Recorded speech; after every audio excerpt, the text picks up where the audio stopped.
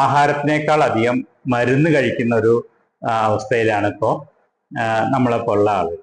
അതെന്തുകൊണ്ടാണ് ഇങ്ങനെ മനുഷ്യന് മാത്രം ഇത്തരത്തില് അസുഖങ്ങൾ വരുന്നത്? നമ്മൾ അവിടെ കാട്ടിലോ ഒക്കെ നോക്കിക്കഴിഞ്ഞാൽ അവിടുത്തെ മൃഗങ്ങൾക്കൊന്നും ഇതുപോലെ എപ്പോഴെപ്പോഴും അസുഖങ്ങൾ വരുന്നില്ല. ഓരോരോ തരത്തിലുള്ള അസുഖങ്ങൾ വരുന്നില്ല. അവര് ഒരു മെഡിക്കൽ ഷോപ്പിലും പോയിട്ട് മരുന്നും വാങ്ങുന്നില്ല.